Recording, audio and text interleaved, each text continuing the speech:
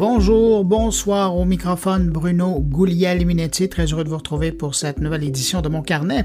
C'est l'édition du vendredi 31 mars 2023 et d'abord un mot personnel, bon anniversaire à Zelia Guglielminetti et bon anniversaire à ma maman. Maintenant, au menu de Mon Carnet cette semaine, on va parler des efforts de Bibliothèque et Archives nationales du Québec dans le domaine du numérique avec sa PDG Marie Grégoire. On va parler du nouveau service Apple Music Classic avec le critique musical Christophe Huss et on va parler de publications sur Internet et d'empreintes carbone. Mes collègues sont aussi au rendez-vous. Il y a Luc Dupont qui nous parle de la loi C-18, Stéphane Ricoul nous parle de crypto-yuan et Jean-François Poulin nous parle d'organisation en grande entreprise. Alors voilà pour le menu de cette édition, mais juste avant de commencer, vous allez me permettre de saluer 5 auditeurs de Mon Carnet. Salutations toutes particulières cette semaine à Christian Beltrami, Martial Jean-Baptiste, Alain Letourneau, André Moquin et Édouard P. Michel. À vous 5, merci d'être là, merci pour votre écoute. Et puis évidemment, merci à vous, que je n'ai pas nommé, mais qui m'accueillez en ce moment entre vos deux oreilles. À tous, je vous souhaite une excellente écoute.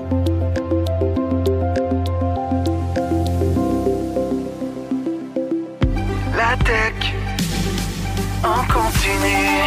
Vous connaissez Radio Mon Carnet? C'est le meilleur du podcast Mon Carnet, diffusé 24 heures sur 24, 7 jours semaine. Avec plus de 1000 entrevues et chroniques proposées par Bruno Guglielminetti, Jean-François Poulin, Thierry Weber et Stéphane Ricoul. Pour écouter Radio Mon Carnet, c'est simple. Allez sur radiomoncarnet.com ou visitez le blog moncarnet.com.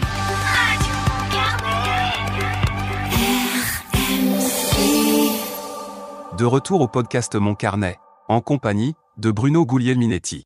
À moins d'habiter sur la planète Mars, vous avez probablement vu passer cette semaine cette initiative, cette pétition signée par plus de 1000 personnes, dont Yoshua Bengio, Elon Musk et Steve Wozniak, demandant une pause de 6 mois dans le développement de l'intelligence artificielle avancée.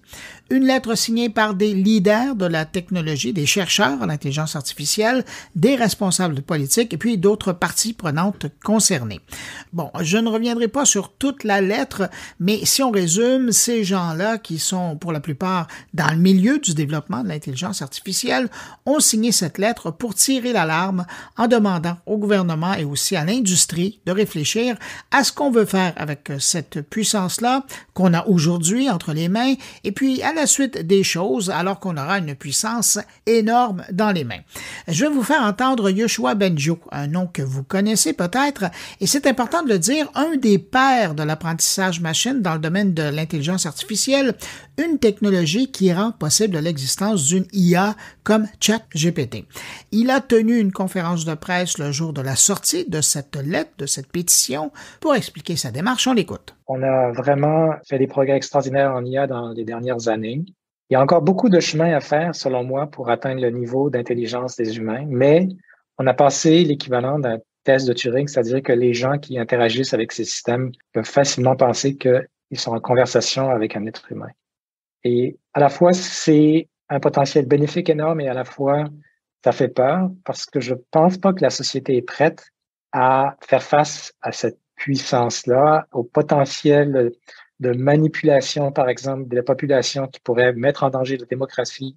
Il faut donc prendre le temps d'étudier, de ralentir cette course commerciale qui est en route, surtout pour ces gros systèmes-là, et mettre en place les protections du public, les règlements, les lois, les traités internationaux dont on a besoin pour que ça bénéficie à tous. Maintenant, pourquoi lancer cette démarche de moratoire maintenant?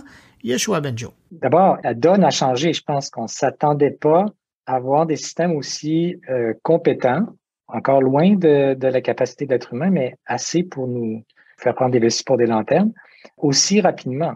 Donc, effectivement, il y a une urgence plus grande maintenant. Et puis, en plus, ça s'est accéléré. Donc, les systèmes qui combinent le texte avec l'image, etc. On lui a demandé s'il croyait que son appel serait entendu. L'important, c'est de lever la main et de lancer le débat. Il y a des compagnies qui sont prêtes à s'entendre, d'abord, il n'y en a pas tant que ça, il y a des compagnies aujourd'hui qui peuvent vraiment mettre ça en place, donc ça pourrait fonctionner. Mais c'est sûr que c'est pas suffisant. faut que les gouvernements embarquent là-dedans et il faut que ça se développe à l'échelle internationale. Puis je suis réaliste, ça va prendre des années. Mais vu la vitesse à laquelle la technologie évolue, il faut commencer le plus tôt possible. Puis j'ai aussi eu des commentaires sur les réseaux sociaux en disant ça marchera pas, de toute façon, le pâte à dents est sorti de son tube. Oui, on pourra pas arrêter le développement de l'IA, mais c'est comme pour les changements climatiques. Ça peut avoir l'air décourageant des fois, mais on a un devoir de faire tout ce qu'on peut pour essayer de réduire les risques, pour faire bouger la société dans le bon sens. Finalement, dans le point de presse, on lui a fait remarquer que des pays comme la Russie utilisaient déjà l'intelligence artificielle pour opérer de vastes opérations de désinformation dans certains pays. Est-ce que ce n'est pas naïf maintenant de demander à nos pays de prendre une pause alors que d'autres l'utilisent à fond pour déstabiliser l'ordre mondial? Voici sa réponse. Évidemment que je suis conscient de cet enjeu-là et la question n'est pas de laisser tout le champ là, aux pays qui vont peut-être pas vouloir embarquer. Mais il faut tendre la main, il faut commencer à travailler là-dessus. Et puis, il faudra aviser en tenant compte aussi des enjeux géopolitiques, bien sûr. Alors voilà des extraits du point de presse de Yoshua Bengio, le directeur scientifique de Mila à Montréal, également professeur à l'Université de Montréal, et un des premiers signataires de cette pétition qui demande donc, je le rappelle, une pause de 6 mois dans la recherche et le développement de l'intelligence artificielle avancée. Et ça, imaginez, ça arrive la même semaine où un article du Washington Post nous indique que bon nombre de grands joueurs de l'Internet qui utilisent aujourd'hui l'intelligence artificielle ont supprimé leur équipe dédiée à la veille éthique de l'utilisation de l'intelligence artificielle au sein de leur organisation. Du nombre, on compte Twitch, Microsoft et Twitter, qui font partie des entreprises qui ont licencié des travailleurs qui ont étudié les côtés négatifs de l'intelligence artificielle.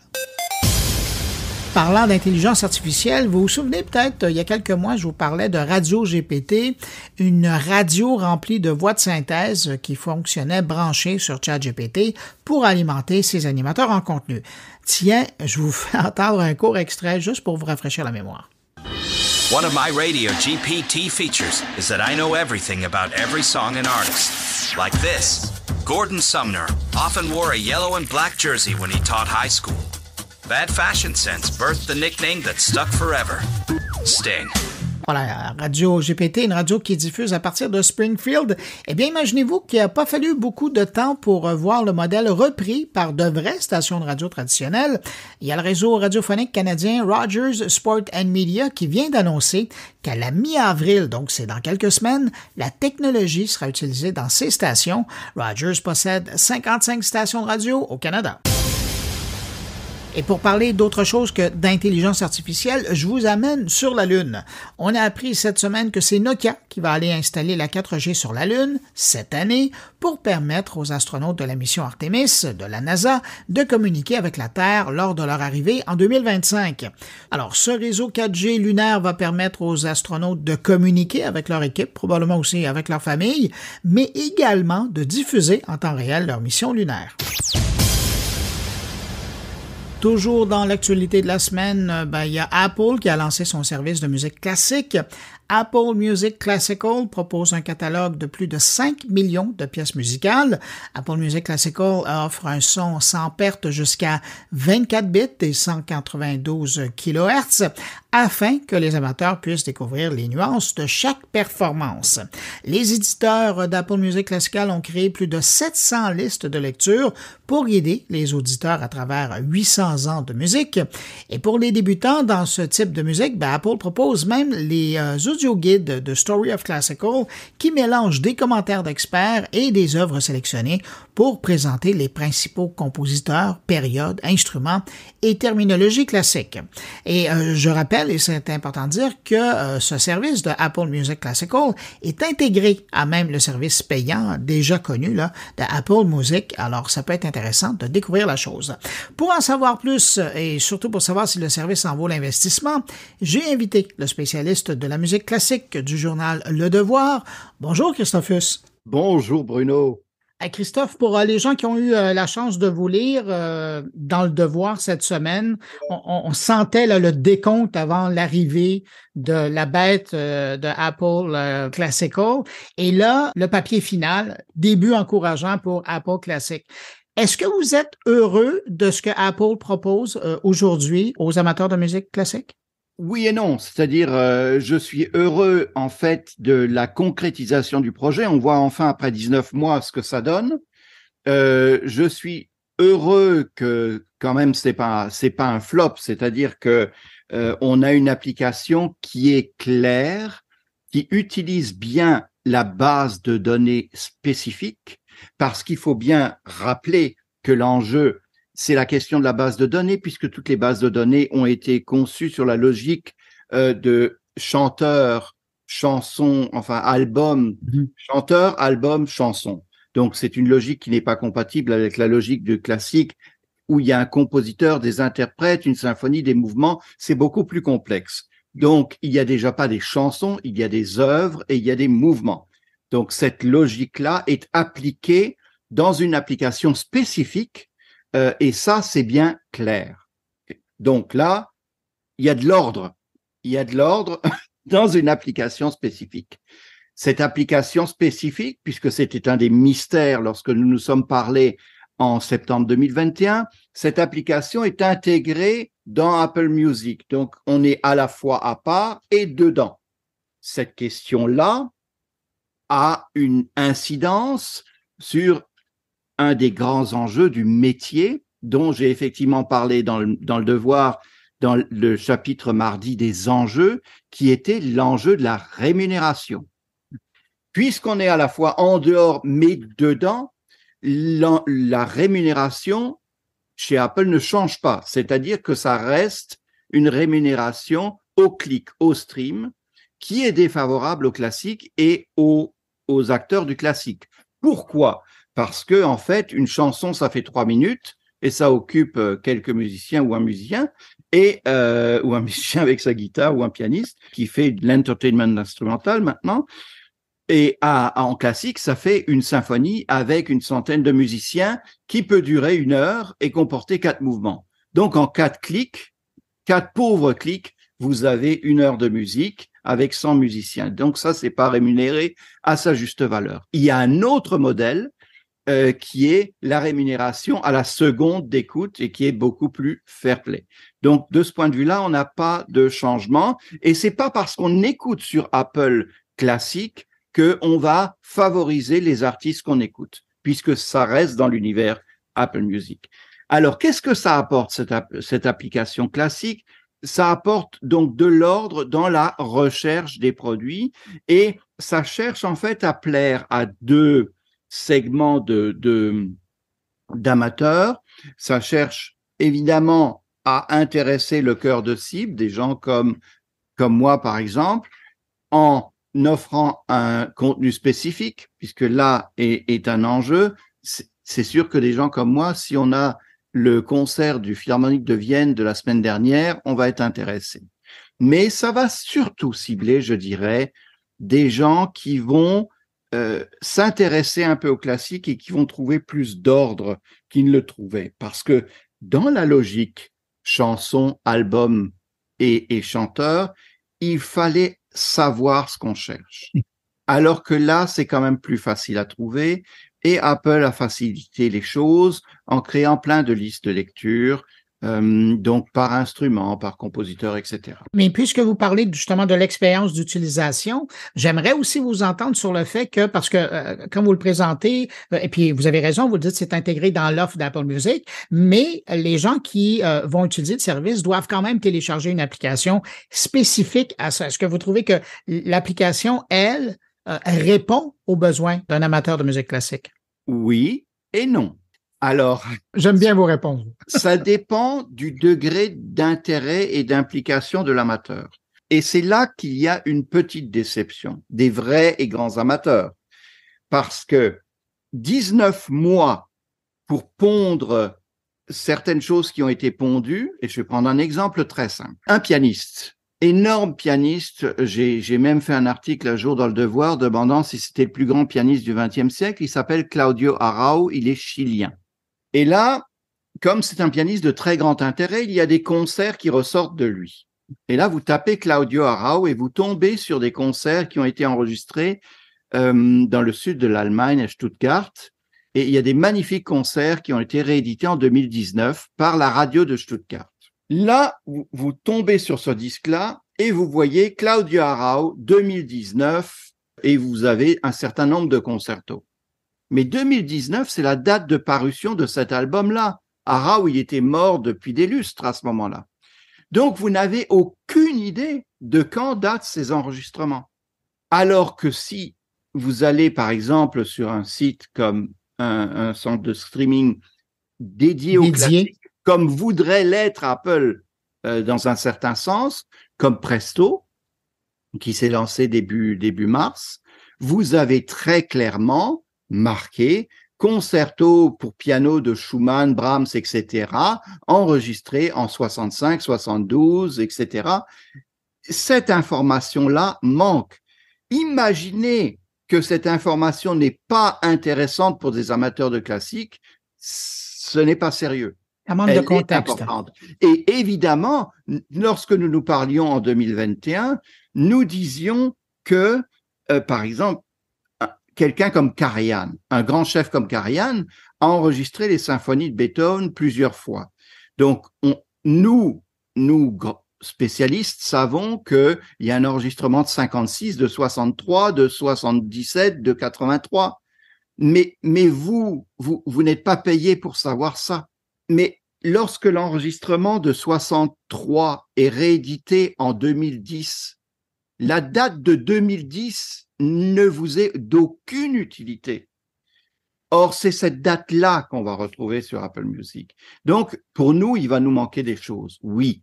L'autre chose qui manque et qui se retrouve chez les deux grands concurrents, parce que là, en fait, les articles du Devoir ont visé à voir qui sont finalement les grands concurrents d'Apple Music.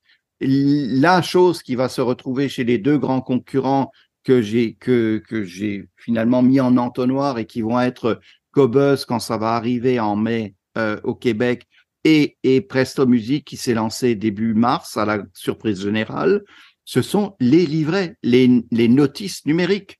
Quand un disque paraît comme je dirais une intégrale des symphonies de Beethoven par un chef plus ou moins connu, c'est intéressant de lire la notice pour savoir d'où vient ce chef ou avoir plus d'informations.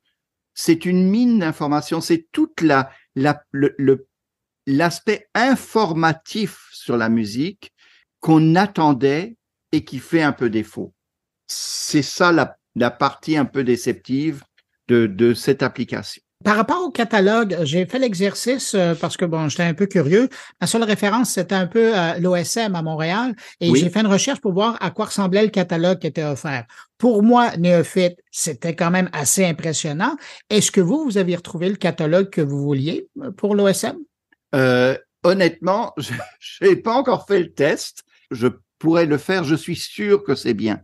Le catalogue, à chaque fois que j'ai fait ce test-là, j'ai trouvé une grande quantité de disques. Pourquoi? Parce qu'en fait, et ça va être un discriminant entre, par exemple, le service Presto que j'ai signalé et Apple, c'est que Presto va se reposer sur des disques actuellement en circulation, alors que Apple va se reposer sur ce qui a existé. Il y a une mine de produits qui n'existent plus, qui ne sont plus en circulation et que ces grandes plateformes du type Apple et même Qobuz ont. Donc, ça vraiment, ça va être et d'ailleurs, ils communiquent là-dessus, ça va être un différentiel. D'ailleurs, ils communiquent toujours. Au début du streaming, il y a eu, vous vous souvenez très bien, il y a eu tant de millions d'albums disponibles. La course entre Spotify et les autres était, on a 70 millions d'albums, que sais-je, mais c'était sur les millions d'albums.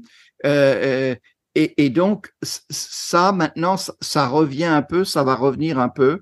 Et là, Apple sera très fort. C'est là que vous aurez le plus d'albums. Mais ce qui est très drôle, c'est que on prend par exemple Spotify. Spotify, c'est la risée du milieu classique parce que ils se sont à peine rendus compte que ce que le classique existe. Et là, si on prend une différence entre Apple et Spotify, c'est que Apple sur l'application classique a une souplesse extraordinaire au niveau de l'outil de recherche. C'est magnifique. C'est magnifique. Il y a un nouveau chef dans le métier classique qui s'appelle Klaus Mekele. C'est un Finlandais. Il est directeur de l'Orchestre de Paris. Il va devenir le chef de l'orchestre du Concertgebouw. Et là, son nom prend des petits tirets sur le A. Quand chez Spotify, vous tapez Makela, sans les tirets, vous tombez sur Myriam Makeba. Il connaît pas le bonhomme. Donc, si vous oubliez les petits trémas, vous savez rien. Évidemment, ce genre de bêtises, Apple les contourne facilement. Donc, oui, il faut pas relativiser. C'est pas parce que j'ai des bémols sur l'application, parce qu'effectivement, mes bémols viennent du fait que s'ils ont pris 19 mois à pondre leur truc, je m'attendais à ce que ça rentre un tout petit peu plus dans le détail quand même. Oui. Mais là, évidemment, les gens qui nous écoutent, ils sont curieux, puis moi le premier, je voulais vous entendre parce qu'on a beau parler de la contextualisation des œuvres, la découvrabilité des œuvres, l'interface d'utilisation, mais en bout de ligne, si on s'abonne à un service comme ça, c'est pour avoir une expérience auditive. Est-ce que ça vous a satisfait? Est-ce que l'audition de ces œuvres, bon, évidemment, dépendamment de l'équipement que vous avez, là, mais est-ce que vous êtes un audiophile, un musicophile qui a été heureux de cette expérience-là, dans vos oreilles? L'audiophile ne peut pas être heureux pour plusieurs raisons, évidemment. C'est-à-dire qu'à partir du moment où vous avez une application sur l'iPhone, je ne connais aucun audiophile qui part vraiment de son téléphone. Le téléphone est un outil de praticité. On sait très bien que, en fait, la construction de l'évolution technique s'est faite dans l'histoire, et d'ailleurs par le classique très souvent, sur des améliorations de qualité entre le 78 tours, le 33 tours, ensuite le CD, etc. Tout ça, ça a été des améliorations de qualité. Et à un moment donné, à partir de l'invention de la compression, le MP3, etc., ça s'est fait sur le côté pratique, la miniaturisation, etc., etc. Donc, c'est le côté pratique. Alors, il y a un côté pratique, effectivement, à avoir un téléphone qui envoie par Bluetooth un signal dans un système qui va balancer du son dans des enceintes qui sont incrustées dans le plafond et qui vont dispenser de la musique. Évidemment, si on écoute de la musique comme ça, c'est formidable. Moi, si j'ai un lien avec un système qui va me diffuser la musique comme ça, alors en fait, statuer là-dessus, chacun voit midi à sa porte et chacun voit les besoins dont il a besoin. Mais si moi j'ai par exemple mon système de streaming ou mes fichiers numériques dans un ordinateur lié à ma chaîne avec un décodeur numérique analogique, pour l'instant, ça ne répond pas à mes besoins. Évidemment, je peux lier mon iPhone avec un décodeur numérique à mon décodeur numérique analogique avec ma prise USB-C. Mais si vous m'appelez, je fais quoi? Je tire le truc, je déplug, je casse ma chaîne. C'est pas trop pratique. Donc, pour l'instant, on attend effectivement mais il n'y a pas de date de données, que ça arrive dans l'univers de l'ordinateur. Donc, pour l'instant, je dirais que c'est le côté pratique qui est avantagé. Je note aussi que le côté audiophile ne semble pas forcément préoccuper fondamentalement Apple pour l'instant, parce qu'il y a un grand cas qui est fait, et vous m'en aviez parlé en 2021, de cette histoire de spatialisation, de Dolby Atmos. Et c'est vrai qu'il y a un enjeu par rapport à toutes les bébelles, c'est-à-dire par exemple cette magnifique chose que vous avez sur vos oreilles, le casque. Donc quand on a un casque et qu'on a un Dolby Atmos, c'est vrai qu'on a le confort soyeux de la spatialisation, mais je peux pas dire non plus que je reconnais les violons du Philharmonique de Berlin en Dolby Atmos. Donc quel est votre degré d'audiophilie dans cette histoire-là? C'est à chacun de voir. C'est vraiment à chacun de voir. Mais Christophe, je suis curieux. Vous, mis à part le fait d'être assis dans une salle de concert, on s'entend là, ça c'est probablement l'endroit où vous êtes le plus heureux. Mais après ça, quel est le meilleur endroit pour écouter de la musique classique? Vous vous trompez grandement. Je suis très heureux dans une salle de concert, dans un grand concert. Sauf qu'il y a beaucoup de bruit annexe souvent. Il y en a de moins en moins avec la Covid. Les gens ont peur de tousser. Donc, mais je dirais que un grand enregistrement, très bien réalisé, écouté en 24-96, c'est un bonheur extraordinaire. Vraiment, moi, je suis heureux avec ça. Donc, c'est ce que je recherche. Et voilà, parce qu'en fait, on dit que tout ça, c'est du flanc, qu'on ne fait pas la différence entre un bon FLAC 1644 et tout, mais ou le CD, tout ça. Mais dans un fichier, il n'y a pas de frottement, il n'y a pas de mécanique, il n'y a pas de scie. C'est juste la pureté du truc. Après, je laisse les gens dire « Ah, mais oui, mais quand le downsampling est bien fait, on ne voit plus rien. » Mais j'ai pas besoin de statuer sur la qualité du downsampling chez l'un ou chez l'autre. Si j'ai mon 24-96, que j'ai une bonne chaîne et que c'est bien fait et que l'enregistrement est magique, la magie opère et c'est magnifique. Ah, c'est un plaisir de vous entendre. Christophe, en terminant, je vous pose la question, et là, c'est méchant parce que je vous mets sur la sellette, mais vous recommandez le service pour les gens qui apprécient la musique classique? Alors, je vais recommander le service à mon beau-frère, ma belle-sœur, qui vont apprécier, si mon beau-frère qui commence la guitare, il va avoir sa playlist guitare et écouter les plus beaux morceaux de guitare et tout.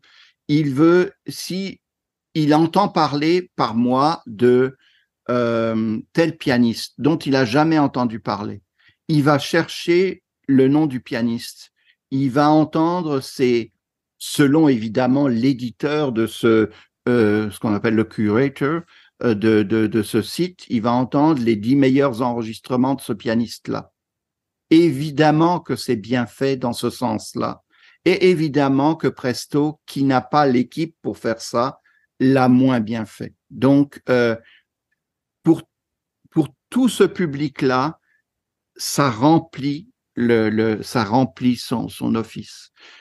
Pour tout ce qui est le public de gens qui savent ce qu'ils vont aller chercher. Et ça, c'est une statistique que j'ai sortie qui est interne à Idagio, qui est l'autre service qui a une base de données spécifique. Idagio sait que 30% des gens qui vont écouter quelque chose sont des gens qui sont allés chercher spécifiquement quelque chose. Si vous êtes dans ces 30%-là, et qui plus est, si vous êtes audiophile, Presto fait vraiment l'affaire et en plus, vous avez les livrets. Ben, difficile d'être plus clair que ça, Christophus. Merci infiniment d'avoir pris du temps pour répondre à mes questions. Et j'invite les gens, si vous êtes curieux par rapport au sujet, il y a des articles. Vous avez rempli ma semaine, moi, de bonheur avec vos papiers dans Le Devoir. C'est disponible en ligne. Et puis sinon, si on s'intéresse à la musique classique en général, ben, c'est de vous suivre toutes les semaines dans Le Devoir. Merci. Et puis Merci à très beaucoup. bientôt, Christophe. Au revoir. Merci. Bye-bye. Il y a quelques jours, c'était la Journée internationale de la francophonie et un article avait attiré mon attention dans la presse. Il était intitulé « Notre essor culturel à l'ère des algorithmes », un texte signé notamment par la PDG de Bibliothèque et Archives nationales du Québec. On y parlait du manque de visibilité sur Internet, des contenus québécois mal servis par l'omniprésence des algorithmes qui rythment nos découvertes, nos navigations, autant sur les réseaux sociaux que sur Internet. Et dans cet article, on disait qu'il fallait peut-être penser à déjouer les algorithmes pour enfin voir des choses de chez nous. Ça m'a donné le goût d'inviter la PDG de la BANQ, qui est aussi une amie personnelle de longue date, pour prendre des nouvelles de la Bibliothèque et des Archives nationales du Québec et surtout des efforts qu'ils font pour faire rayonner notre culture sur Internet ou du moins la rendre plus découvrable par les Québécois qui sont en ligne. Bonjour Marie-Grégoire. Bonjour. Marie, je le disais dans l'introduction, ce qui a attiré mon attention, puis ce qui fait que je t'ai lancé cette invitation, que tu as si gentiment accepté, c'était ce papier-là qui parlait, qui défiait à quelque part les algorithmes qui nous entourent, qui créent dans le fond la vie numérique qu'on a en ligne. Puis je trouvais ça assez, je vais prendre l'expression, baveux de votre part, de dire pourquoi on n'essaie pas de déjouer les algorithmes pour mettre c'est intéressant parce que évidemment, je pense que c'est de travailler avec les algorithmes, mais pour mieux les comprendre, de façon à ce que les contenus puissent rejoindre les clientèles. Et ce qui nous préoccupe beaucoup, je pense pas juste à BANQ, un peu partout quand on parle de la culture québécoise, c'est que la culture québécoise rejoigne particulièrement les jeunes. Tu sais, je pense qu'on se dit, tu sais, quand on regarde le déploiement, quand on regarde la connexion qu'on a avec la télé, par exemple, on voit la difficulté d'aller rejoindre les jeunes clientèles. Puis pourtant, ils sont intéressés. Puis c'est ce que les recherches montrent. Ils sont intéressés à la culture québécoise, mais il faut que les contenus les trouvent. Et c'est là qui est pas facile. Fait que, mettons, des amis peuvent te recommander des choses, c'est une chose, mais les algorithmes vont pas toujours faire en sorte que les contenus francophones vont se retrouver en haut de leur liste. Et là, on se dit, il y a différents trucs pour y arriver. Je pense qu'il y a de bien normer, de bien travailler au niveau des données puis des métadonnées, mais il y a aussi de travailler sur, comme, je ne sais pas si c'est le bon mot, de rendre nos contenus encore plus agréables pour les jeunes, encore plus accessibles pour les jeunes. Tu sais, je regarde par exemple, tu sais, on peut avoir des images d'archives sur lesquelles on met des mèmes, avec lesquelles on fait des mèmes, et là, ça devient tout à coup ludique, ça devient intéressant, et je crée en français en le faisant. Donc, d'amener nos contenus francophones à intéresser la clientèle plus jeune, et après ça, de développer des nouveaux réflexes qui vont faire en sorte que plus je les utilise, plus ils apparaissent, plus je les utilise. Mais quand on est le dépositaire du patrimoine québécois, comme les bibliothèques et archives du Québec, vous avez, tu sais, c'est fou, là, puis je pense à ce que vous avez, ce qui est accessible au public, mais aussi ce qu'il y a dans les archives. Comment on fait pour arriver à ça?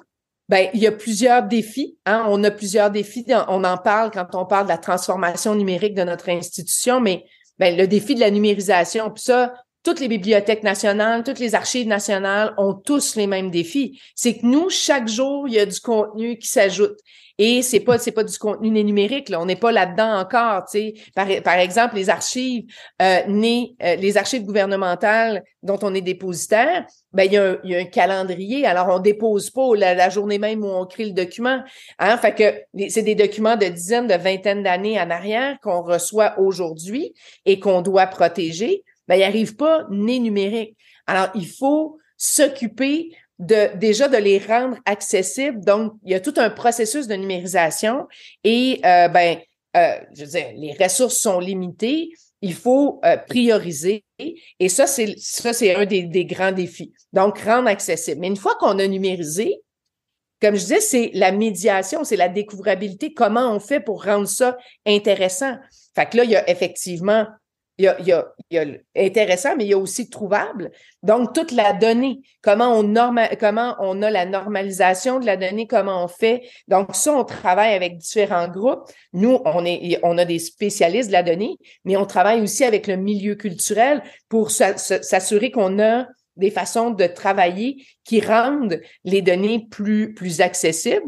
Puis l'autre volet, c'est ce dont je parlais tantôt, c'est de faire en sorte que ce soit agréable. Donc, donc toute l'interface, comment on structure ces documents-là pour qu'on ait envie de les découvrir, puis qu'on s'amuse, puis qu'on ait envie de retourner. Tu sais, qu'on passe à la généalogie, par exemple. Si on retourne 10 ans en arrière, il y avait moins de gens qui s'occupaient, qui s'intéressaient à ça comme loisir. Puis l'information était beaucoup plus difficile à trouver. Aujourd'hui, on est capable, avec des partenariats, de faire en sorte qu'on peut monter notre arbre généalogique, aller chercher des photos d'époque, aller comprendre. Donc, tout ça se marie, mais il faut simplifier Et pour ça, il faut travailler, on peut penser à différentes façons de faire, mais il faut travailler en équipe pour être capable de le faire. Donc, d'ouvrir les données, de permettre à d'autres de venir ajouter de la valeur sur nos données. Donc, c'est pas simple, là. Je présume que le fait que la majorité des Québécois, on ne dira pas tous les Québécois parce qu'il reste encore qui ne sont pas branchés à l'Internet, mais la grande majorité des Québécois maintenant est sur Internet, peu importe l'âge là, confondu. J'imagine que ça aussi, il y a une pression parce que au départ, là, on s'entend quand Mme Bissonnette a lancé la grande bibliothèque, puis que parallèlement, il y avait les services d'archives, les gens se rendaient sur place. Mais là, la clientèle commence à vous interpeller, commence depuis un certain moment, là, mais s'attend maintenant à la barre, là, on a l'impression qu'à tous les ans, elle augmente parce que vous en faites. Alors là, les gens s'attendent encore plus de votre part, là. Ah non, puis c'est très intéressant comment la demande évolue. Parce qu'effectivement, là, on a l'offre de service, on a parlé des archives, on a l'offre de service de la bibliothèque, l'offre de service de la Bibliothèque nationale. Donc, pour la Bibliothèque nationale, on le sait, c'est le conservateur du patrimoine documentaire québécois. Alors, on a des documents qui sont que pour consultation. On peut pas partir avec, on peut pas les emprunter. Mais plus on les numérise, plus ils deviennent largement accessibles. Comme tu le dis, avant ça, les gens devaient marcher, s'en aller mettons, aux archives de leur région, donc parce qu'on a des bureaux aussi en région, et aller consulter chacun des documents. Aujourd'hui, on est capable de le faire en ligne et je trouve que ça donne tellement, ça donne tellement tout un sens au fait de s'appeler Bibliothèque et Archives nationales du Québec. Parce que nos abonnés sont à Montréal, mais maintenant partout à travers le Québec. Et on l'a vu avec la dernière campagne qu'on a fait d'abonnement, parce qu'on est aussi un organisme assez méconnu. Donc, les Québécois ne connaissent pas tous ce que BANQ peut leur apporter, mais même dans leur quotidien, dans la découverte, dans l'accès au savoir et tout ça.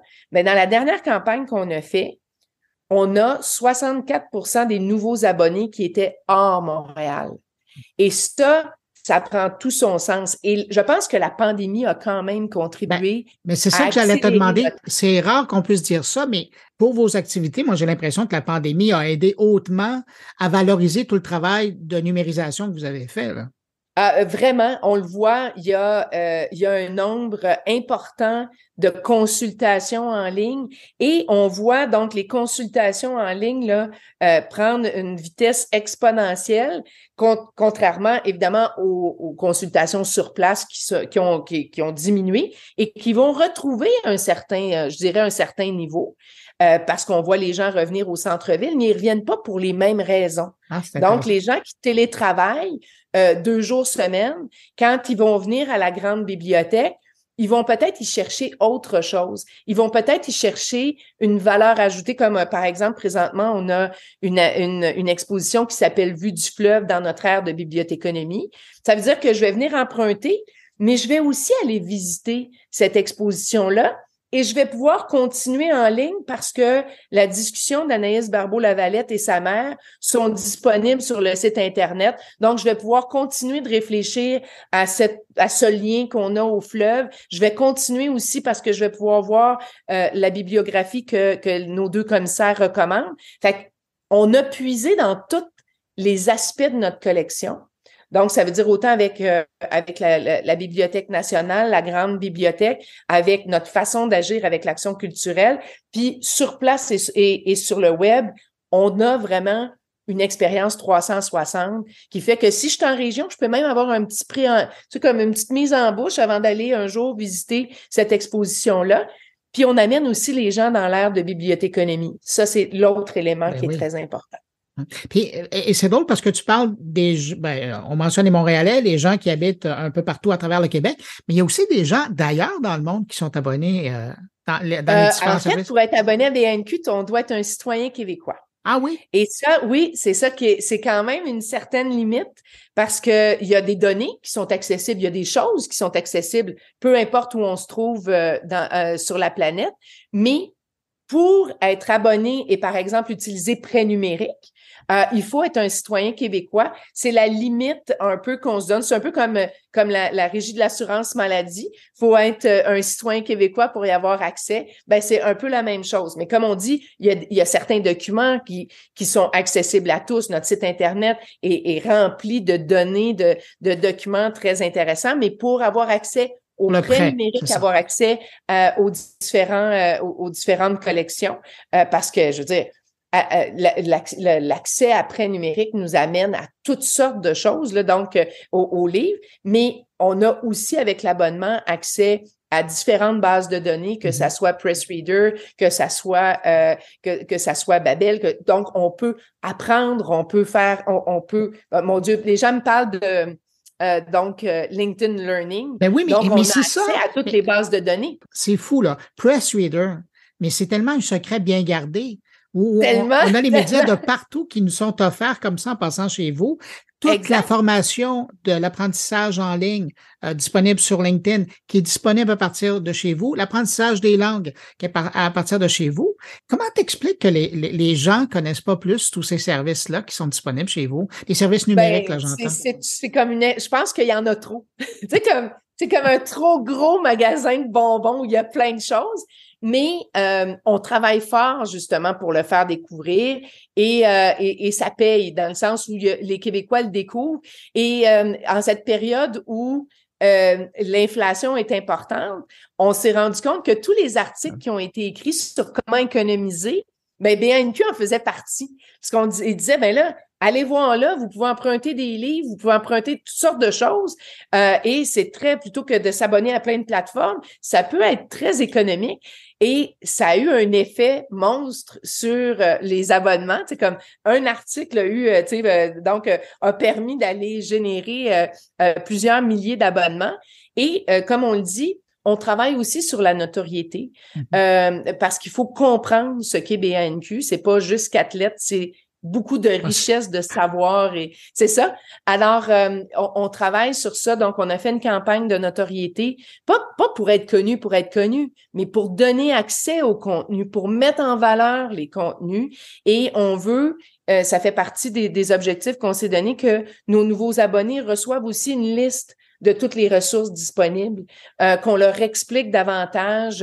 Donc, on est en train de travailler sur différents aspects, des tutoriels. Il y en a déjà, mais on veut aller plus loin, simplifier pour que les gens comprennent bien toute l'offre de service, parce qu'on n'a même pas parlé du Fab Lab là, sur place à la grande bibliothèque qui nous permet de faire des expériences à travers des ressources culturelles, mais de faire des expériences 3D très mécaniques, très technologiques. Fait que c'est vraiment un monde en soi. Hey, dis donc, je peux pas ne pas te poser la question, mais peut-être que tu n'auras pas la réponse, mais je la pose quand même. Tu sais, dans tout le paysage de la culture québécoise, puis je sais que ça fait partie de votre mission, vous avez une grande, puis on oublie de le dire parce que c'est trop vieux, là, mais il y a une grande partie au niveau de la filmographie, de la discothèque, où vous avez là. Est-ce que le merveilleux monde du podcast, un jour, va se retrouver là-dedans, les productions québécoises, par exemple?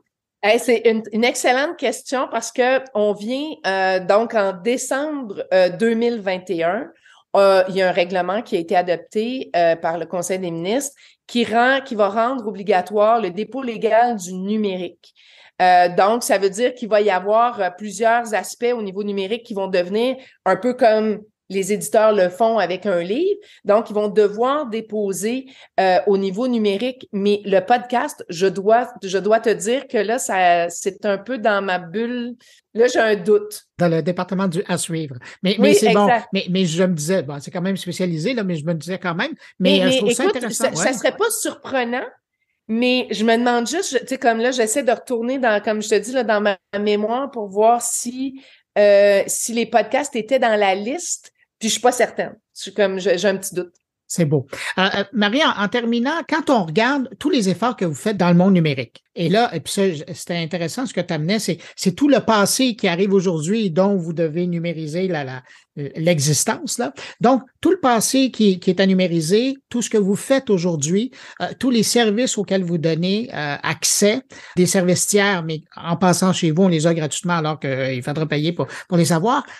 Quand on regarde l'ensemble de l'offre de la bibliothèque et des archives, ça représente quoi en pourcentage, maintenant, votre présence, vos efforts numériques? Ah, en pourcentage, je l'ai pas comme ça. Tu vois, j'allais te dire qu'on a à peu près 23 millions de documents à découvrir dans les édifices et 22,5 millions de documents offerts en ligne. Donc, tu vois, c'est presque équivalent en matière de documents. Puis ça, c'est sans contenir parce que au niveau des archives, on calcule ça en kilomètres. Donc, on a 70 kilomètres d'archives textuelles et physiques, mais 6605 gigaoctets d'archives textuelles et numériques. C'est méga. des tours de la planète, ça. Oui, c'est méga. Marie Grégoire, PDG de Bibliothèque et Archives nationales du Québec et mon ami. Merci beaucoup d'avoir pris du temps pour répondre à mes questions. Merci, mon ami.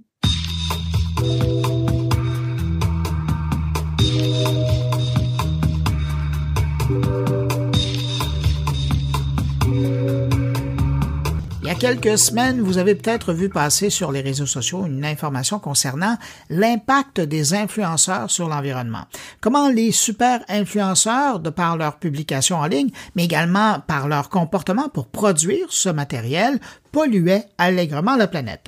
Alors, ces articles-là ont fait pas mal jaser et j'ai décidé de revenir sur l'étude qui est derrière tous ces articles qu'on a vus passer en invitant la directrice générale de Footprint, l'agence derrière cette enquête. Bonjour, Élisa Boivin. Bonjour. D'abord, avant d'entrer dans le vif du sujet, je voudrais savoir, Footprint, qu'est-ce que c'est comme agence? Alors, Footprint, c'est une agence qui est 100% dédiée à la thématique qu'on appelle le numérique responsable, qui est une thématique encore en cours d'exploration dans l'industrie aujourd'hui, mais qui est née de l'observation que le numérique pollue et que c'est une responsabilité collective, tant de la part des annonceurs que des agences, des régies, d'agir pour décarboner notre chaîne de valeur digitale, tout en délivrant la performance qu'on attend de ces leviers-là. Donc, c'est vraiment une agence chez Footprint qui est née du groupe Labellium, qui est un groupe international de performance digitale. Et chez Footprint, on est composé à la fois d'experts, de scientifiques en sciences environnementales qui travaillent main dans la main avec des experts en data et web analytics et en médias pour accompagner les annonceurs justement à décarboner cette chaîne de valeur. Mais quand on veut travailler sur la décarbonisation, décarbonation, de la chaîne numérique, ça veut dire quoi? Ça veut dire, ça part du développeur de site web jusqu'à l'hébergement? C'est ça. Alors, il y a plusieurs choses qu'on va prendre en compte. Vous avez raison. Une partie de ça va être les sites internet des marques. En fait, dans le secteur du digital, il va y avoir 3 grosses sources d'émissions. Il va y avoir les data centers. En fait, c'est à dire que quand on consomme l'information d'un site internet, on génère de l'énergie. Cette énergie, elle est sourcée au niveau des data centers qui tournent soit sur énergie renouvelable, soit sur énergie fossile. Et puis, ce data, il est ensuite transféré via les réseaux télécoms pour arriver sur nos terminaux, donc nos ordinateurs, nos téléphones portables, etc. Et donc, quand on mesure les émissions, que ce soit d'une publicité digitale ou d'un site internet, on va mesurer en fait l'énergie qui est transférée, qui est consommée au niveau de ces 3 sources d'émissions-là. Donc effectivement, quand on cherche à décarboner la chaîne de valeur, par exemple la publicité numérique, il va falloir qu'on prenne en compte tout ce qui est production créative. Donc qu'est-ce que ça prend de shooter nos campagnes publicitaires. Et même ça part à l'idéation, là. Ça part vraiment, voilà, c'est ça, au travail de l'agence, etc. Va falloir qu'on prenne en compte la distribution média. Donc, une fois qu'on a mis nos annonces en ligne, c'est quoi cette quantité d'énergie générée pour arriver jusqu'à nos utilisateurs. Et puis, quand nos utilisateurs interagissent avec nos annonces, va falloir prendre en compte l'empreinte carbone des sites internet jusqu'à finalement la décision d'achat finale. Donc, c'est vraiment ça qu'on essaye d'aider les annonceurs à mesurer et surtout avoir les bons ordres de grandeur pour vraiment pouvoir prioriser les actions qui vont avoir le plus d'impact sur cette chaîne. Et là, vous avez mentionné à 2 reprises les annonceurs. Est-ce qu'il y a que des annonceurs qui font affaire avec vous ou vous avez aussi des clients corporatifs qui, eux, sont soucieux de leur empreinte? On travaille avec toutes sortes de marques, en fait, sur différents secteurs. Donc, effectivement, c'est pas une responsabilité qui est que chez les annonceurs. Mais on travaille avec beaucoup d'entreprises dans plein de secteurs différents qui souhaitent s'engager, que ce soit dans le domaine de la beauté aujourd'hui, qui est très engagé sur ce chantier-là, que ce soit dans le domaine plutôt électroménager, etc., ou même en B2B chez des annonceurs qui vendent plus des services professionnels. Après, on se parle dans le contexte de, par exemple, l'étude sur l'influence. On est aussi capable d'accompagner des individus qui ont leur propre entreprise, si on peut le dire comme ça, puisqu'un influenceur aujourd'hui c'est un chef d'entreprise en unité unique. Donc voilà, on est capable d'accompagner aussi sur ces différents types de services. Et puis on travaille de manière très proche avec différentes parties prenantes, ici des instituts publics qui font de la recherche sur ce sujet-là, les régies qui ont aussi besoin de ces données-là pour pouvoir avancer sur leur propre offre produit. Donc voilà, c'est vraiment quand on se parle de responsabilité collective aussi, c'est de se dire il faut l'engagement de tout le monde, y compris des utilisateurs finaux qui ont aussi leur responsabilité, puis des actions qu'ils peuvent prendre pour ménager ces impacts-là. Ouais. Alors, merci d'avoir fait aussi habilement un lien avec le sujet de notre discussion aujourd'hui, parce que vous avez publié des données justement concernant les influenceurs et leur empreinte de carbone. Et avant, parce que je suis un peu curieux, est-ce qu'ils sont nombreux, les influenceurs qui se préoccupent de leur empreinte de carbone? Les influenceurs engagés sur la thématique de l'écologie, ils sont nombreux. Les influenceurs au courant que leur impact digital pollue, ils sont très très peu nombreux. C'est le but de cette étude en fait. C'était vraiment d'amener cette première prise de conscience. Aujourd'hui, on a vu sur les derniers mois notamment les influenceurs se faire beaucoup critiquer sur leur empreinte physique, donc les déplacements en avion pour aller promouvoir, etc. Je tiens à mettre une bémol sur ce que je dis que chez Foodspring, qu'on a lancé cette étude, c'est vraiment venu de la conviction qu'on a besoin des influenceurs pour mener à bien la transition écologique.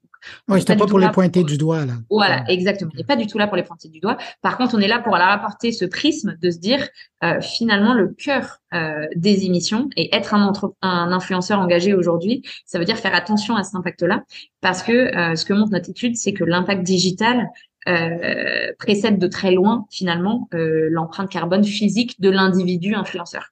Ouais.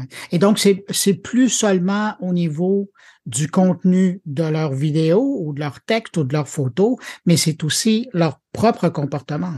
C'est ça. D'un côté, il va y avoir, et ça, c'est la partie sur laquelle ils ont été le plus critiqués. Donc, il commence à y avoir une vraie prise de conscience sur, voilà, être influenceur engagé. Ça veut dire faire attention aux marques avec lesquelles on collabore. Ça veut dire privilégier les collaborations locales. Ça veut dire se déplacer moins quand on le peut.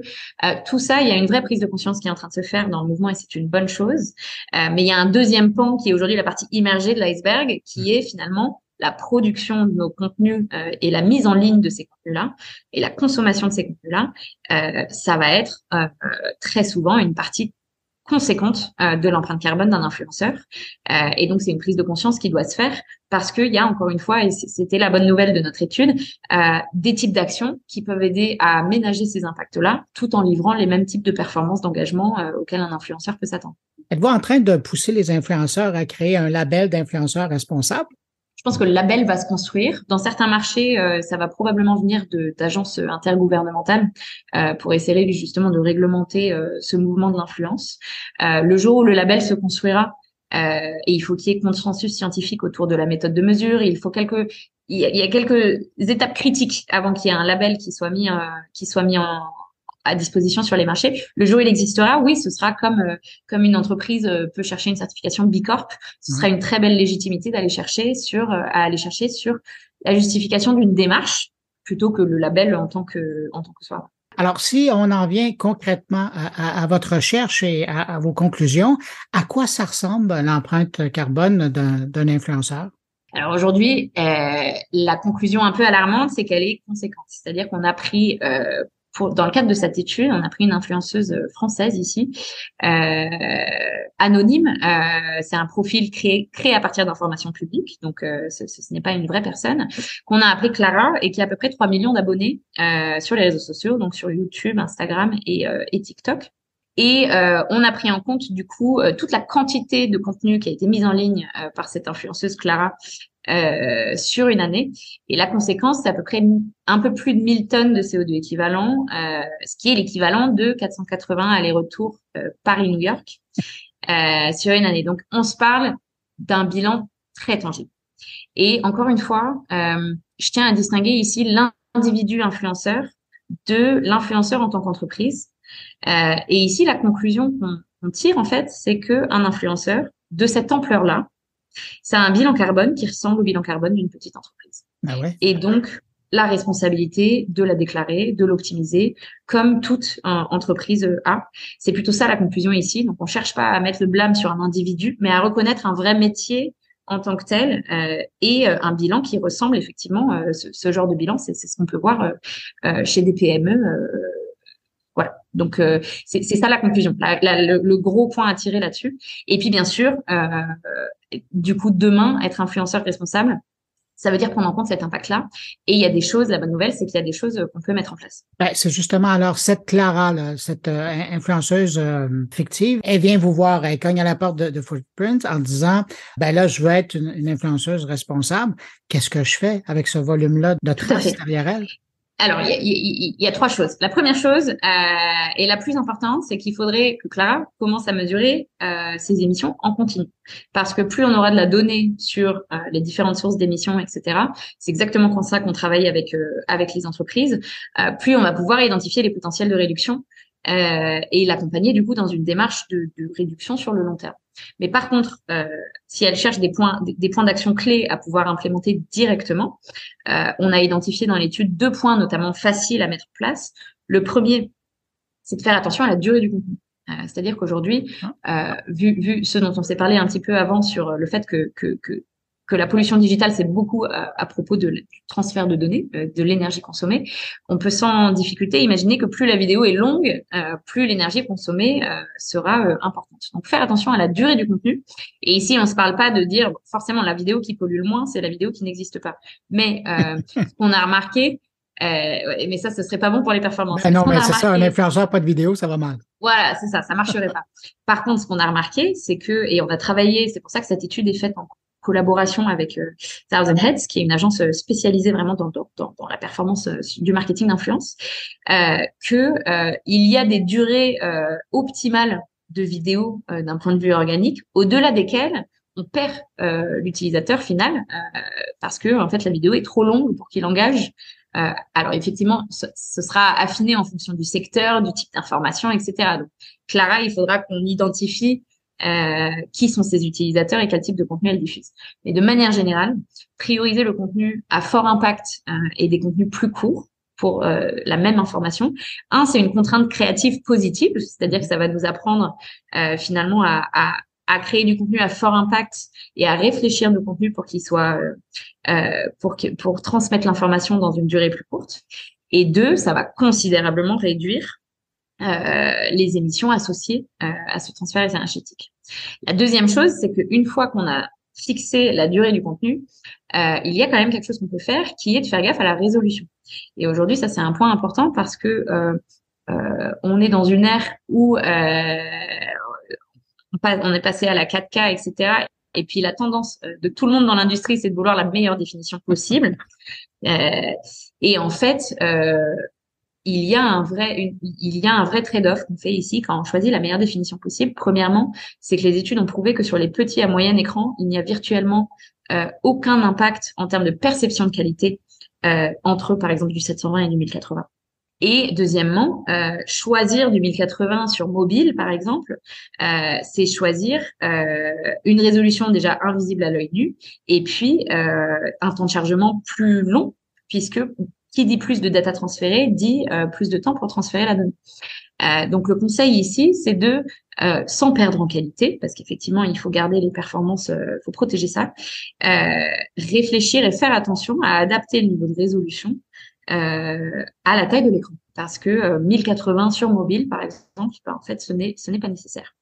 Donc voilà, ça c'est 2 actions très très faciles à mettre en place. Ben effectivement, c'est 2 actions très concrètes. Je suis curieux, est-ce que vous êtes intéressé à l'empreinte carbone des podcasteurs? Pas encore, non, pas du tout, mais c'est quelque chose sur lequel on pourrait travailler ensemble. Nous, on est toujours preneurs de contributeurs pour aider à expandre la méthodologie. Donc, on pourrait très bien travailler ensemble sur une collaboration avec grand plaisir. Bon, parce que moi, j'avoue que ça me permettrait peut-être de mieux dormir la nuit et de me sentir moins coupable. Non, c'est super. Et puis, encore une fois, c'est une démarche super positive de se lancer dans ce bilan-là. Je pense qu'il faut en enlever le côté anxiété et justement comment dormir la nuit. Voilà, il faut commencer par faire un état des lieux et après, le seul benchmark, c'est soi-même et s'améliorer là où on peut, tout en allant atteindre nos objectifs business finalement. Ouais, mais vous avez donné d'excellents conseils qui peuvent servir beaucoup plus que des influenceurs, parce que de revoir, de penser à la durée et aussi au format d'encodage. Elisa Boivin, les gens qui seraient intéressés à en savoir plus sur vos études, sur vos services, de quelle façon ils peuvent en savoir plus? Eh ben, ils peuvent nous contacter par email très facilement à solutions@foodsprint.co ou me contacter directement sur LinkedIn ou via notre site internet foodsprint.co et on répondra avec plaisir. Ils auront accès aussi. N'hésitez pas à aller sur notre site internet pour les accès à l'étude en détail qui détaille également notre méthodologie actuelle et qui appelle à contribution à quiconque voudrait participer justement à cet effort collectif d'établir une norme. Donc voilà, on répondrait à toutes les questions avec grand plaisir. Alors, je rappelle, c'est Foot Sprint en un mot. Donc, Foot, vous mettez là, et Sprint, là, comme la course rapide, en un mot. Elle disait, Elisa Boivin, elle est directrice générale de Foot Sprint mondial. Merci d'avoir pris du temps pour répondre à mes questions. Merci. Et puis, je vous dis à bientôt. Merci beaucoup à vous et puis à très vite.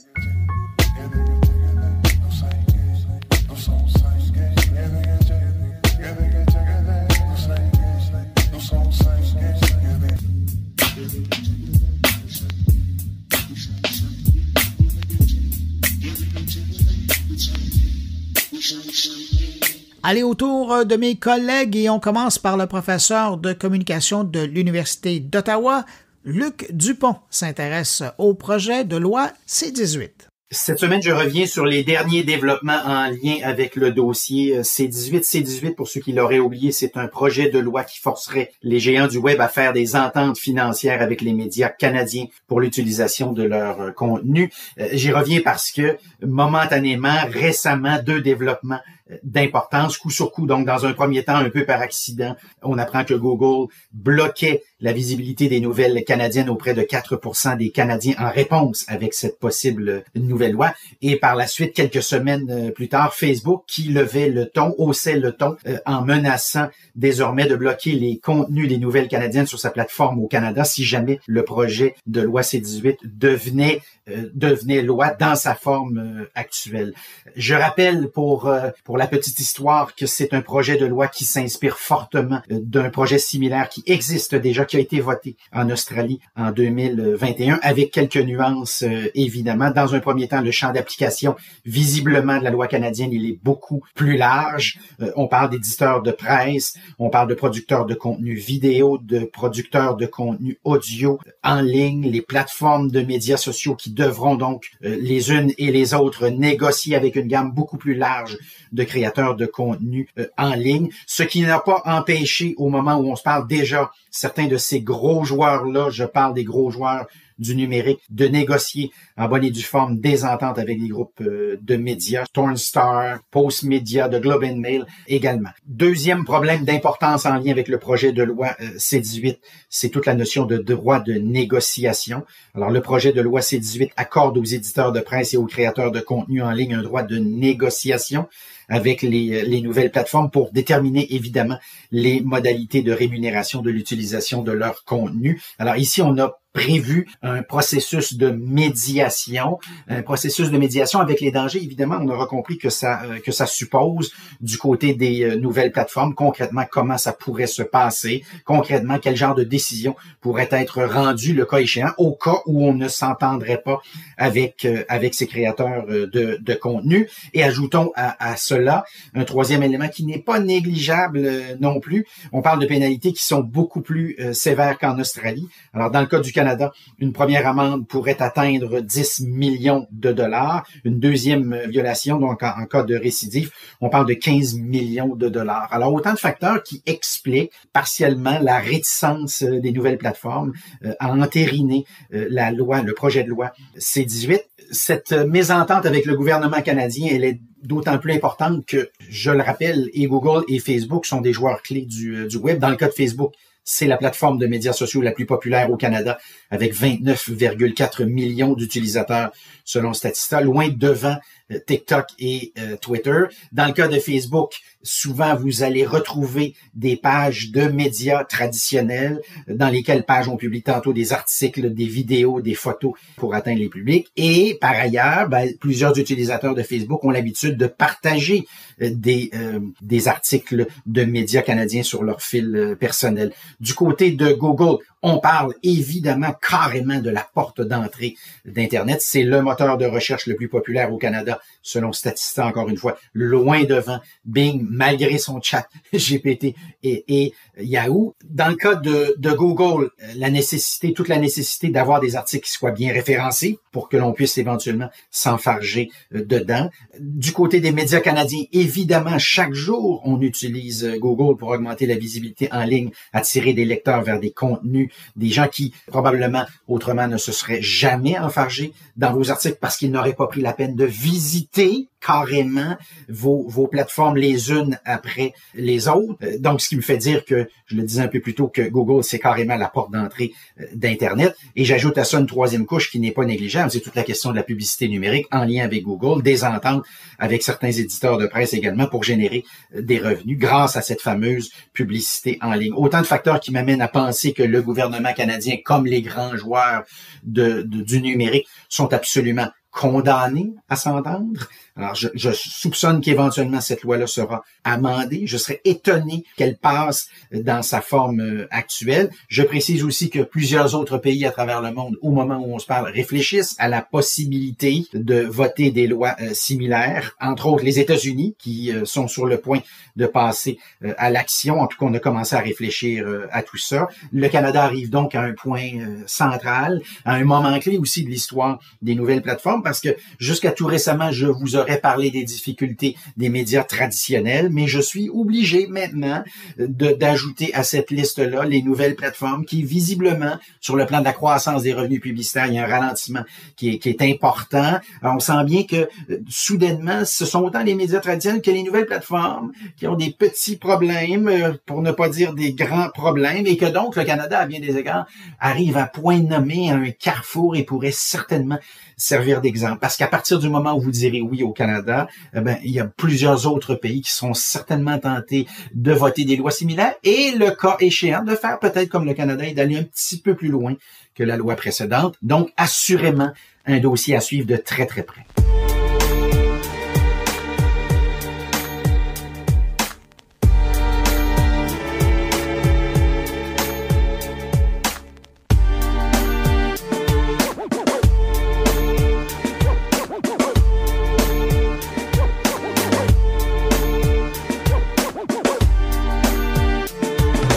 Dans son billet de la semaine, Stéphane Ricoul nous amène en Chine, alors qu'il s'intéresse au crypto-yuan qui prend tranquillement sa place sur les routes de la soie numérique.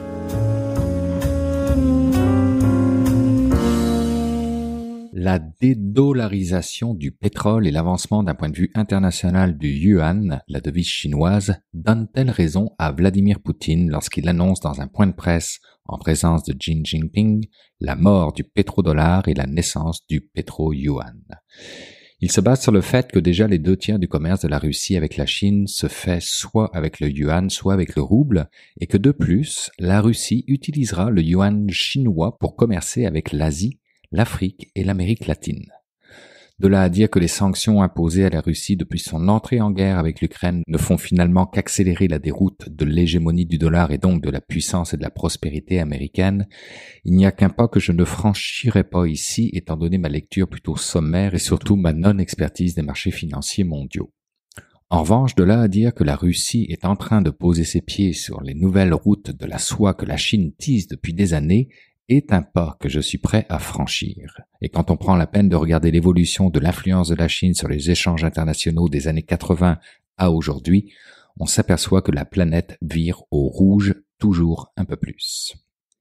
En mai 2017, le président Xi Jinping annonçait que la Chine intégrerait le Big Data dans le projet des routes de la soie pour créer les routes numériques de la soie du XXIe siècle. Or, selon le portail du Centre de ressources et d'information sur l'intelligence économique et stratégique, les routes de la soie numérique, au même titre que les routes de la soie dans leur ensemble, doivent être comprises dans une stratégie duale, être une arme, un outil de la politique étrangère de Pékin et renforcer le pouvoir du Parti communiste chinois en interne au sein du pays. Le crypto-yuan, appelé eCNY, semble donc avoir un certain avenir devant lui, puisque son intégration aux nouvelles routes de la soie et donc dans les économies émergentes est un levier de puissance à deux égards. D'une part parce qu'il permet d'échapper à la domination des systèmes de paiement américains, et d'autre part parce que son utilisation permet de collecter des données des consommateurs et usagers. Et en août 2019, l'info de Radio-Canada titrait « La recette chinoise pour conquérir le monde d'ici 2049 » en parlant des nouvelles routes de la soie et faisait mention que, du Pakistan au Panama en passant par le Nigeria et la Grèce, la Chine avait déjà investi au moins 70 milliards de dollars américains pour encourager ces pays à lui ouvrir leur marché et faciliter les échanges et à connecter leur marché financier au marché chinois. Dans ce contexte, la fin du pétrodollar est donc potentiellement à entrevoir et l'aube du pétro-yuan à prendre potentiellement en considération, surtout lorsqu'on entend Poutine clairement annoncer que le yuan chinois est sa monnaie préférée pour faire du commerce. Quant au crypto-yuan, eh bien, sachez qu'un nombre croissant d'employés et d'entreprises chinoises peuvent désormais utiliser cette monnaie numérique de la Banque centrale de Chine pour payer leurs primes d'assurance sociale et leurs impôts. Nous, au Québec, on a un peu de difficulté à renouveler notre permis de conduire ou faire immatriculer notre voiture en ligne. Ça vous donne une idée de l'écart qui est en train de se creuser.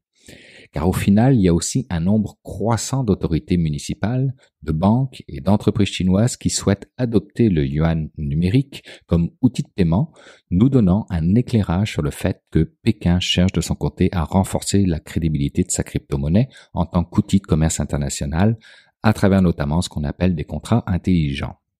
Et la Russie n'est certainement pas la dernière à embarquer, cherchant à toujours réduire un peu plus sa dépendance à l'égard du dollar américain en proposant une garantie bancaire en yuan via la plateforme blockchain MasterChain par le biais de la Moscow Credit Bank. C'est une première d'importance, cela ne vous aura pas échappé. L'avantage d'une garantie bancaire numérique est que le bénéficiaire n'a pas besoin d'attendre la version papier et de faire une demande séparée à la banque pour confirmer l'authenticité du document émis. Elle ne peut pas être truquée ou perdue. La garantie bancaire émise par la Moscow Credit Bank est libellée en yuan car les contrats de l'importateur sont indexés sur la devise chinoise. En cas de paiement au titre de la garantie, le fournisseur recevra des roubles au taux de change convenu par les parties. Il faut savoir que les entreprises russes dépensent des millions de dollars par an pour vérifier l'authenticité des garanties bancaires et environ 0,5% d'entre elles se révèlent être fausses, d'où l'intérêt du recours à l'émission de garanties via la blockchain. Autre bout de chemin que le yuan numérique réalise, c'est celui de son intégration à des plateformes de paiement. Le réseau social chinois WeChat vient d'intégrer le yuan numérique dans son application de paiement après que Alipay, la solution de paiement du géant Alibaba, l'ait fait. Un élément clé pour le développement de la monnaie numérique de la Banque centrale chinoise. Vous comprenez que le fait de rejoindre une application utilisée par plus de la moitié de la population chinoise est forcément vecteur d'une adoption rapide. Est-ce que les Amazones de ce monde pourraient emboîter le pas et faire la même chose avec des crypto-monnaies comme Bitcoin ou Ethereum? Ils auraient tort de gêner. Actuellement, le yuan numérique est testé dans 26 provinces et villes chinoises. Et si les Jeux olympiques d'hiver de l'année dernière ont donné un coup de projecteur à cette crypto-monnaie officielle, le volume de transactions a littéralement explosé pour les fêtes du Nouvel An 2023, puisque les autorités locales avaient proposé des dons de yuan numérique. Selon Hubert de Vauplan, expert auprès de l'AMF, de la Commission européenne et de la Banque centrale européenne, Le projet chinois est intéressant à plusieurs titres. Tout d'abord par la taille même du marché et le nombre potentiel d'utilisateurs étant donné la taille de la population chinoise. Ensuite, par son ambition technologique puisqu'il s'agit de créer un environnement technique totalement nouveau et distinct des blockchains existantes. Enfin, et surtout, par son ambition stratégique, en ce sens que le yuan numérique est conçu pour être un outil de concurrence au dollar américain. Le projet a été lancé dans sa phase active en avril 2022 et les tests ont été effectués avec succès. Le yuan numérique amène toutefois à s'interroger sur son utilisation possible comme outil de contrôle de la population chinoise, malgré les déclarations rassurantes que la Banque populaire de Chine a pu faire à ce sujet. Et le fait que le conflit ukrainien a poussé la Russie vers une yuanisation de ses transactions en recourant au système de paiement international chinois, lequel vise à concurrencer le réseau SWIFT, peut inquiéter. Si la route peut sembler encore bien longue pour que le yuan détrône d'abord l'euro puis le dollar américain, en revanche, dans la tête de la République populaire de Chine et celle de son dirigeant, elle est toute tracée. Pourvu que le célèbre proverbe qui n'est pas chinois puisse s'adapter avec le temps et devenir un ou une chef d'État averti, en vaut deux.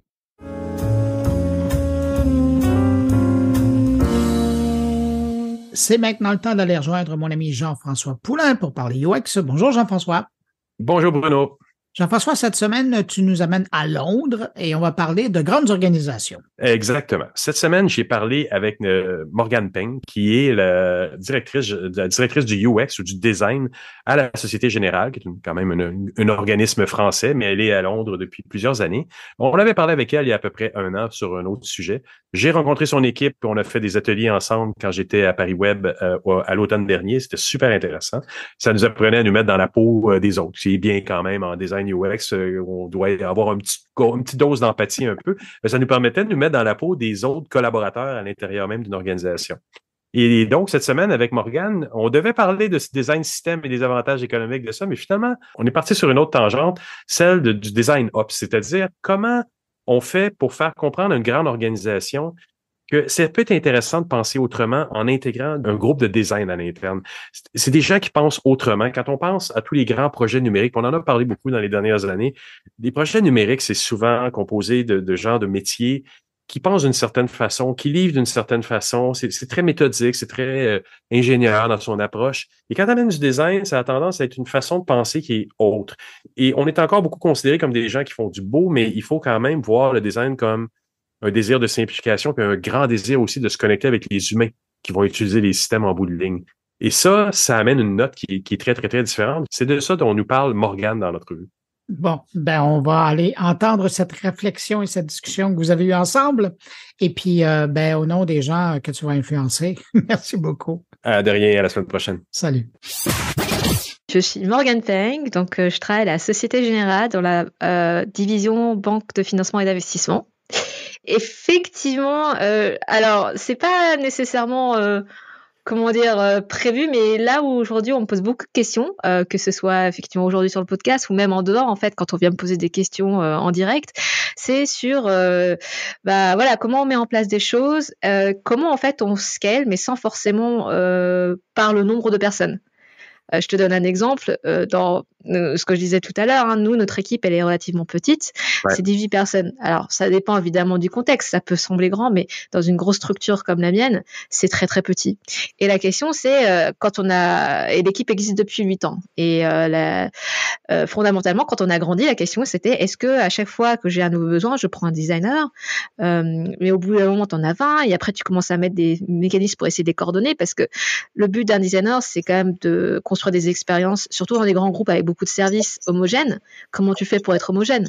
Ouais, donc en fait, plus tu rajoutes quelqu'un, c'est un arbitrage à avoir. Donc plus tu rajoutes quelqu'un et plus en fait c'est difficile d'être coordonné. C'est vrai. Et ce qui serait tentant, c'est de dire, je scale x5, donc je vais faire x5 l'équipe. En vrai, non, parce que si tu fais x5 l'équipe, il faut mettre des gens pour les coordonner, pour faire du design ops, pour mettre en place d'autres outils pour les designers et collaborer avec les développeurs. Enfin bref, tout ça qui fait que nous aussi, du part, je pense, le fait qu'on est ou plutôt moi, j'ai vu comment sont organisées d'autres équipes qui sont petites et influentes.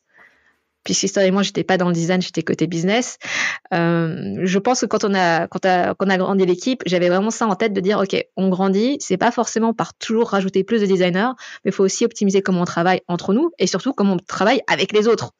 Oui, parce qu'il y a beaucoup de gens qui ont besoin de ce qu'on fait. Il y a des devs, des analystes d'affaires même, des architectes d'entreprise qui peuvent profiter de ce qu'on fait si on le fait bien.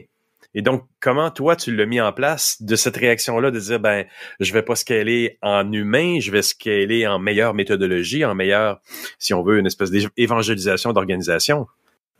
Non, alors en plus, tu sais que je déteste le terme évangélisation parce que ça fait vraiment style, tu arrives, écoutez les gars, vous êtes tous dans le faux, moi j'ai la vérité design, je vais vous dire comment on va travailler ensemble. Il n'y a rien de pire pour se mettre les gens à dos. Parce qu'honnêtement, s'il y a quelqu'un qui venait t'expliquer ton métier, que pendant tout ce que tu faisais pendant toutes ces années, tu étais dans le faux, tu vas te dire, mais non, mais attends, je suis pas si nul que ça, et on a survécu jusqu'à là, et preuve du contraire, ma boîte, elle existe jusqu'à là. Alors, qu'est-ce que tu vas me dire? Et c'est trop facile, je pense, d'être dans le prêche. Alors qu'en vrai, fondamentalement, je pense que ce qu'on a fait, et encore une fois, c'est facile de raconter l'histoire une fois que les choses sont passées. Donc, je pourrais te dire, Jean-François, j'avais tout planifié, ça. Non, c'est pas vrai. Tu parles aux gens, passer du temps avec les gens, c'est important. Tu essaies de comprendre comment, et même des fois, tu peux même les associer à la réflexion. Comment on fait pour travailler mieux ensemble. Tout à fait, c'est vrai. Et c'est vrai que des fois, et c'est normal, dans une organisation, on a des points de vue différents et c'est très sain, c'est très divers. Des fois, en fait, tu vas arriver sur des points où tu te mets pas d'accord. Et quand tu te mets pas d'accord, ce qui peut arriver, parce que si on était tous les mêmes, ce serait aussi très ennuyeux. Une boîte faite que de designers, je connais pas de toute façon. Je suis pas sûre qu'elle peut vraiment être viable. Il manquerait des gens pour faire les choses, pour les programmer déjà. Et puis après pour faire la relation client, vendre les produits, vérifier que les salaires sont payés. Enfin bon, on va pas refaire toute l'anatomie d'une boîte, quoi, mais comment dire, c'est normal quelque part. C'est pour ça, en fait, c'est normal des fois que t'as pas la même vision que d'autres dans l'organisation, parce que eux, ils représentent d'autres corps de métier. La suite, c'est on se met d'accord. S'il y a vraiment un point de vue très divergent, ok, on peut être d'accord qu'on n'est pas d'accord, mais il faut qu'on trouve une décision, et la décision, des fois, tu la remontes plus haut. Je peux te donner un exemple, en fait, plus concret. Ouais. C'est que par le passé, avant l'équipe design transverse, on avait des designers, mais un peu, tu sais, comme des singletons libres dans l'organisation. Ça dépendait vraiment de qui réussissait à avoir un budget pour un designer, qui réussissait à avoir des relations avec des agences. C'était vraiment pas très coordonné. Ce qui fait que, des fois, tu te trouvais avec des projets qui avaient des designers, mais honnêtement, si tu regardes de manière transverse, tu te demandes comment l'allocation des designers a été faite. En gros, c'était juste pas du tout, pensé, quoi. C'était juste complètement organique. Et donc, quand on a construit l'équipe, on s'est dit, par rapport à notre structure à nous, on peut pas se permettre d'avoir des designers directement dans les squads, parce qu'à l'époque, tout le monde était en train de pousser le modèle Spotify, c'est peut-être encore le cas aujourd'hui, parce que déjà, on n'en aurait pas assez. Et puis, on est déjà tellement silotés entre nous que comment on va réussir à construire des expériences connectées si déjà les designers, ils ont pas la vision de ce que font les autres. Ouais, exact. Et ça arrive beaucoup dans les organisations encore. Oui, mais c'est normal. Si moi je suis directement dans un projet, je vais te trouver tous les arguments pour te dire que je me font mon designer à moi. Parce que c'est moi qui dois lui dire sur quoi travailler, je veux pouvoir diriger son temps, etc. Mais moi, du coup, je dis, oui, mais dans ce cas-là, ce sera pas optimal par rapport au fait qu'on va refaire des trucs qui sont sans doute faits ailleurs et on s'en rend même pas compte parce que la structure est grande. Et en plus, ton designer, tu vas faire comment pour ne serait-ce que gérer sa carrière, lui donner en fait des gens avec qui discuter sur son métier. Il va se retrouver tout seul, il va peut-être pas rester. Et maintenant, la question, c'est ok, qu'est-ce qu'on privilégie ? Et il se trouve que pour nous, on a dit, bon, alors, c'est effectivement, ça a du sens d'essayer de transversaliser pour la gestion de carrière. Les designers sont aussi beaucoup en demande dans une vraie équipe. Si tu veux, aujourd'hui, quand on passe des entretiens, il y a beaucoup de gens qui viennent et qui se disent sentir seuls. Dans les expériences précédentes, ils étaient juste dans une équipe à la squad, personne vers qui se tourner pour ou s'ils essayent de se trouver, mais t'as pas vraiment du temps pour ça.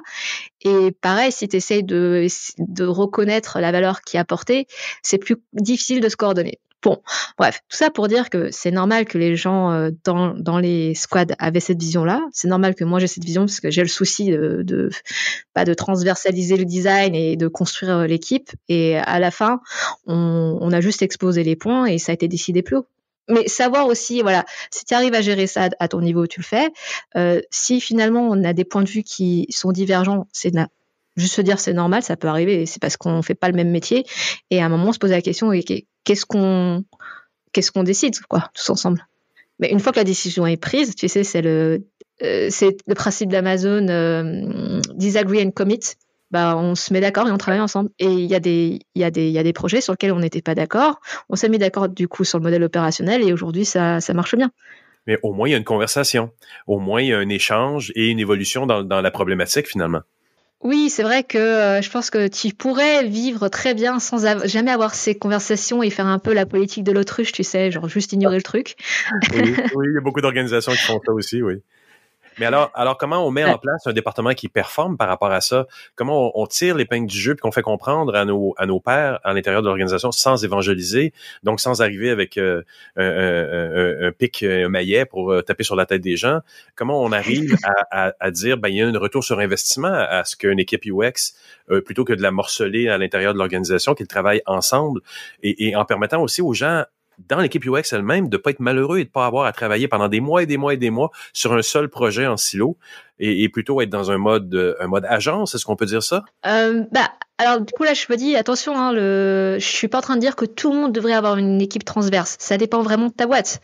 Il y a des boîtes pour le coup qui n'ont pas besoin de ces structures-là parce qu'elles peuvent fonctionner avec d'autres mécanismes. Mais justement, je pense que la façon dont tu convaincs les gens, c'est de faire juste honnêtement cette étude, de prendre en point de vue, de prendre en compte les points de vue des autres. Ouais. Comme du coup on avait fait ça et je dis pas que c'est des moments simples humainement parce qu'on n'aime pas, je pense que la personne qui se lève le matin qui dit j'adore aller au conflit, elle est un peu masochiste, tu vois.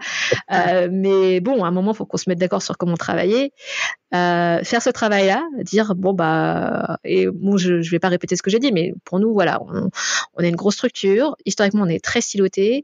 Les designers, est-ce que ce sont plutôt des forces d'exécution au même titre que des développeurs qu'on pourrait mettre en squad, ou est-ce que, donc moi la façon dont j'ai expliqué, c'est qu'on est plus, en fait on ressemble plus à comme les architectes d'entreprise. Il y a des équipes d'architectes qui sont déjà transverses parce que justement quand ils doivent se prononcer sur une solution, faut qu'elle soit cohérente avec l'ensemble de la plateforme. Et du coup, ce qu'on s'est dit, c'est les designers dans leur rôle et responsabilités sont plus, on va dire, proches des architectes chez nous que des développeurs. Par contre, ça veut aussi dire qu'il faut faire des compromis et avec les outils qu'on a mis en place, par exemple le design system, etc. Mais il y a des choses qu'on partage parce que c'est vrai qu'au final on est une petite équipe comme les architectes et bien cartographier quelles sont les tâches qu'on peut faire juste nous et celles qu'on peut en fait déléguer ou partager avec d'autres corps de métier, ça fait partie des choses qu'on a dû faire aussi. Se mettre d'accord, quoi. Et le compromis, tu dis compromis, mais en même temps, c'est le compromis que nous, on s'assure que l'humain comprend. On s'assure que dans le cadre de ce qu'on fait, l'humain est pris en compte, alors que l'architecte va s'assurer beaucoup plus que les requis de l'organisation sont pris en compte. Donc, c'est ce bon compromis. C'est quand même un bon compromis. Je vais pas revenir à la notion d'évangélisation. Mais à quelque part, il y a quelque chose où on dit, le compromis qu'on a essayé de faire, c'est pour s'assurer que les humains sont dans le loop du raisonnement qu'on a là. Donc, si on le fait bien, l'humain va comprendre et il me semble que c'est une belle mission. Bon, je peux te partager avec toi et tes auditeurs un secret, qui est que parmi les gens qui étaient opposés, qui étaient plutôt du camp de l'autre camp, ils sont partis. Certains sont partis et ont monté leur propre boîte de conseil. Et en fait, par des échos, je me rends compte que maintenant, ils poussent pas mal une approche comme la nôtre, alors qu'à l'époque, ils pitchaient de l'autre côté. Plus coordonné et plus effectivement sur certains process qu'on avait mis en place, et à l'époque ils étaient pas vraiment pour parce que dans l'organisation ils étaient placés de façon à ne pas être pour, on va dire. Ouais. Je me rends compte une fois qu'ils quittent l'organisation, ils sont plutôt en train de pousser nos principes. Tu vois, tu fais ta marque.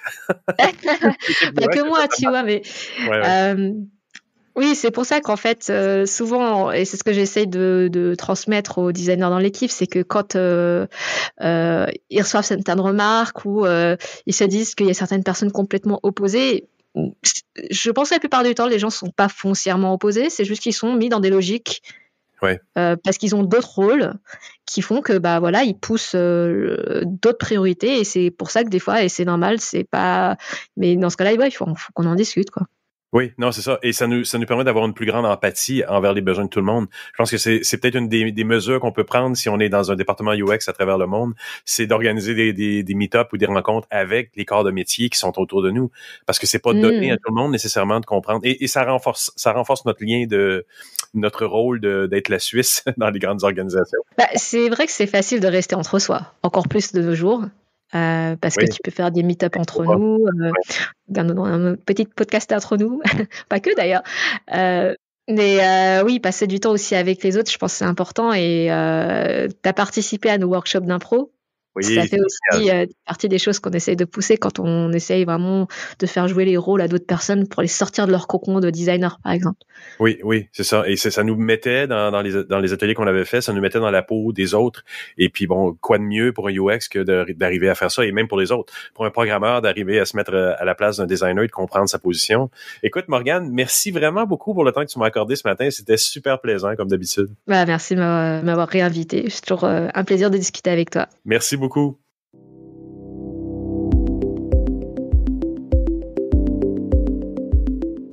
Eh bien voilà, c'est ainsi que se termine cette édition de Mon Carnet. Merci à nos invités, merci à Luc Dupont, Stéphane Ricoul et Jean-François Poulain pour leur participation cette semaine. Et puis merci à vous également qui êtes restés jusqu'à la toute fin de cet épisode. Heureux d'avoir passé un moment de votre journée avec vous. On se donne rendez-vous vendredi prochain pour une nouvelle édition de Mon Carnet. Entre-temps, passez une bonne semaine et puis surtout, portez-vous bien.